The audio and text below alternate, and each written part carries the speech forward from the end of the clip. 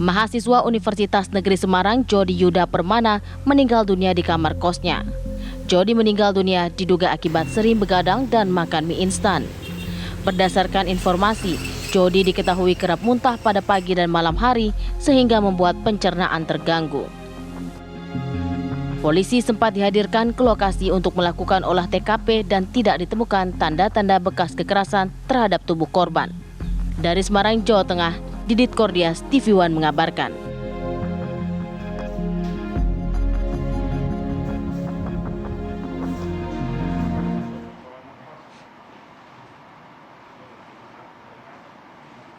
Ya, dugaan mahasiswa ini meninggal dunia karena akibat banyak begadang dan juga sering memakan mie instan. Ini dugaan ya? Dugaan, benar masih dugaan ya. Gitu. Kita langsung saja mendalami mengenai hal ini. Sudah bergabung bersama kami kedua narasumber. Yang pertama adalah Kompol Untung Kistopo, Kasih Humas Polrestabes Semarang. Selamat pagi, Kompol Untung. Pagi. Dan juga turut bergabung bersama kami Profesor Hardiansyah, ahli gizi dari IPB. Selamat pagi, Prof. Selamat pagi, Prof. Hardi. Selamat pagi. Apakah Kompol Untung sudah bergabung bersama kami? Selamat pagi. Pak Kasih Humas, gambarnya sudah nampak sih ya. Oh, audionya juga sudah aman. Selamat pagi, salam sehat dari Semarang. Salam sehat. Terima kasih semuanya sudah meluangkan waktunya. Saya mau ke Kompol Untung dulu. Kalau melihat kasus ini, dugaan ini masih mengarah kepada sering begadang dan juga sering memakan mie instan. Apakah ini benar adanya? Oh, begini Mbak. Menurut keterangan dari teman satpol, dia sering begadang tiap malam. Apakah dari informasi yang didapatkan pihak kepolisian, mahasiswa tersebut juga ada mungkin penyakit ya? Karena dari informasi yang beredar di media online, kabarnya juga sebenarnya anak ini sudah sakit dalam waktu beberapa bulan belakangan begitu. Ada komorbid kah, Kompol? Sementara tidak. Jadi begini ceritanya kan awal mulanya si Jody mau pulang kampung, mau beli tiket di Terminal Ungaran. Setelah perjalanan sampai pertengahan di pertigaan di Cikarang, di Bupati, dia berhenti karena perutnya mual-mual, dia muntah darah.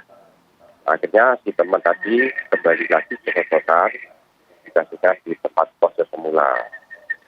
Awal mulanya setelah kos di kos-kosan, kemudian lapor pada Pak Eko yang pemilik kos-kosan sama Pak RT. Nah, setelah itu ditengok, ternyata sudah tidak bernapas atau meninggal.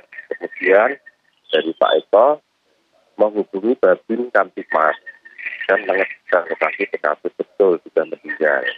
Lalu tindakan kepolisian yaitu satu menghubungi Inafis ya, Nah, yang kedua kita memanggil ambulan rumah sakit. Dan yang berikutnya kita menghubungi keluarga dari begitu Mbak. Ya, Kompol Untung begini, karena kan ini mengagetkan kami semua ya, karena dugaannya adalah akibat makan mie instan yang kemudian memang ini adalah kalau kita lihat apalagi mahasiswa memang sering mengkonsumsi hal ini juga, begadang juga salah satunya. Tapi apakah kemudian klaim keseringan memakan mie instan dan juga begadang ini merupakan hasil penyelidikan pihak kepolisian atau dugaan masyarakat saja? Itu bukan masyarakat, Mbak. Bukan masyarakat saja. Oh, oke. Tapi kalau dari hasil penyelidikan pihak kepolisian, apa yang didapat? Jadi dari pihak Inafis tidak ditemukan luka lebam atau benda tumpul, tidak ada sama sekali.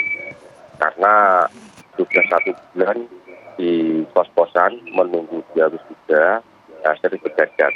Jadi rekan-rekannya.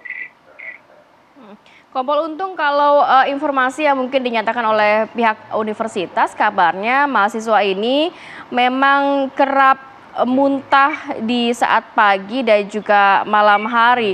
Jadi memang tidak ada indikasi penyakit apapun ya sebelumnya ya, Kompol Untung? Menurut keluarga itu sudah ada penyakit asam lambung. Oh, asam lambung, oke. Tapi dari pihak keluarga ada keinginan untuk melakukan otopsi kah untuk mengetahui penyebab kematian dari sang anak? Jadi untuk pihak kepolisian sudah menghubungi keluarga korban untuk diotopsi, namun tidak keluarga tidak mau tidak usah, mau dibawa pulang ke kampung, begitu Mbak. Oke. Oke, baik, terima kasih Kompol Untung. Kami akan bergeser terlebih dahulu kepada Prof. Hardi. Ini sudah kadung menjadi konsumsi publik bahwa dugaannya ada seorang mahasiswa yang kemudian meninggal dunia akibat keseringan mengkonsumsi mie instan. Ini menjadi kekhawatiran kami semua, termasuk salah satu pecinta mie instan begitu ya. Tapi begini, kalau kami ingin bertanya kepada Prof. Hardi, apakah betul Prof, keseringan memakan mie instan ini bisa mengakibatkan hal yang fatal hingga meninggal dunia, Prof. Hardi?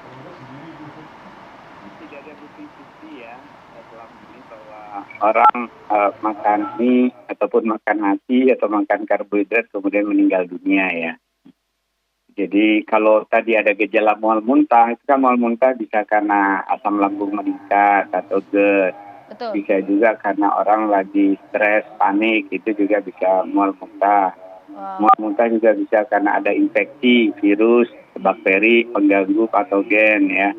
Mual muntah juga bisa karena orang di dalam perjalanan, tapi dia kan lagi di rumah. Tapi ini kan kelihatannya udah jadi kebiasaan, saya dengar informasinya tadi ya.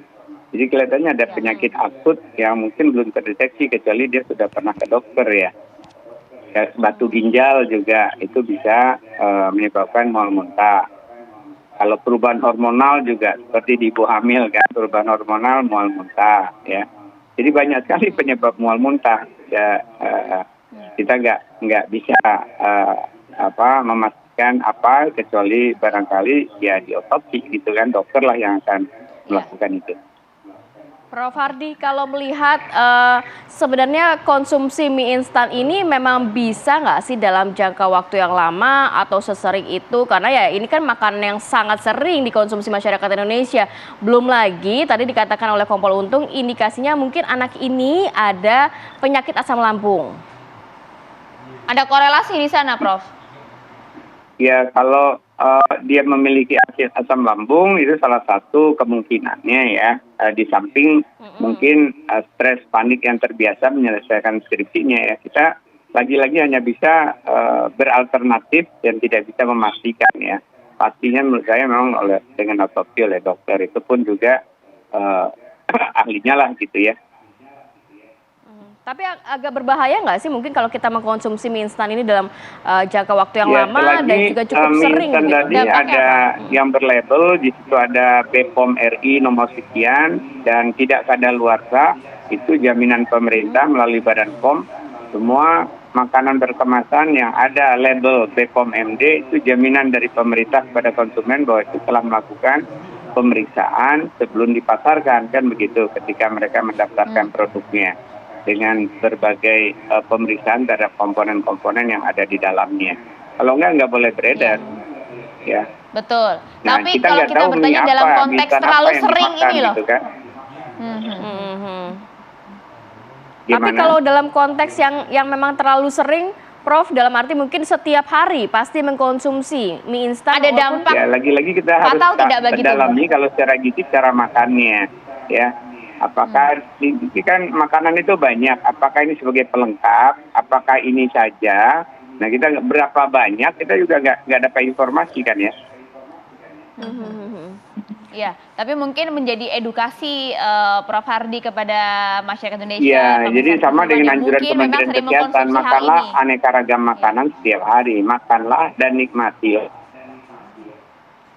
Mungkin nanti Prof bisa menambahkan, tapi kita harus jeda dulu sejenak. Sebenarnya kandungan gizinya dari mie instan ini cukup baik nggak sih untuk kita konsumsi sehari-hari, khususnya untuk mungkin mengganti nasi atau kentang begitu ya? Lebih lagi di gitu tanggal-tanggal tua biasa Iya. itu kan. Oke, siap. Sesaat lagi usai jeda.